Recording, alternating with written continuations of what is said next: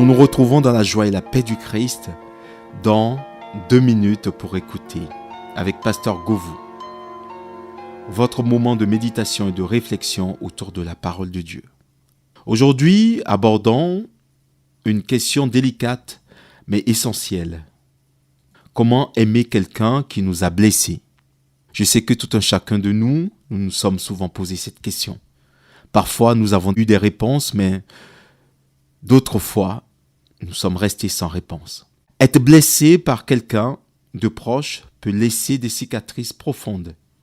Notre instinct naturel est souvent de nous protéger, voire de nous éloigner. Mais Jésus nous appelle à un amour qui dépasse nos émotions. Dans Matthieu 5, au verset 44, il dit « Mais moi, je vous dis, aimez vos ennemis, bénissez ceux qui vous maudissent, faites du bien à ceux qui vous haïssent et priez pour ceux qui vous maltraitent. » C'est dur à entendre, mais voilà, c'est notre Sauveur qui nous interpelle.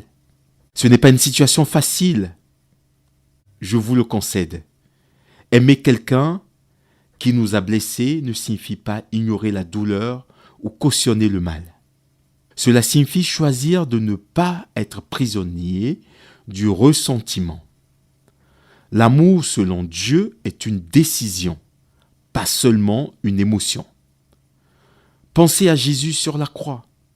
Il a pardonné à ceux qui l'ont crucifié en disant « Père, pardonne-leur, car ils ne savent pas ce qu'ils font. » Cet amour sacrificiel, libre de rancune, devrait être notre modèle.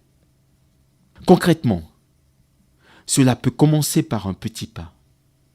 Priez pour la personne, par exemple, qui vous a blessé. Vous n'avez pas besoin de ressentir de l'amour immédiatement, mais demandez à Dieu de transformer votre cœur. Vous verrez, c'est un chemin de guérison, autant pour vous que pour l'autre. Prenons un moment pour prier ensemble. Seigneur, aide-moi à aimer comme toi. Donne-moi la force de pardonner et d'aimer même lorsque c'est difficile.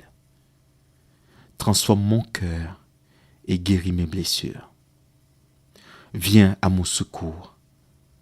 Seigneur, viens au secours de mon incrédulité. Au nom de Jésus. Amen. Merci de votre écoute. C'était 2 minutes pour écouter avec Pasteur Govou. Que Dieu vous accorde sa paix et sa grâce pour aimer. Même au milieu des épreuves. À très bientôt pour un nouveau moment ensemble.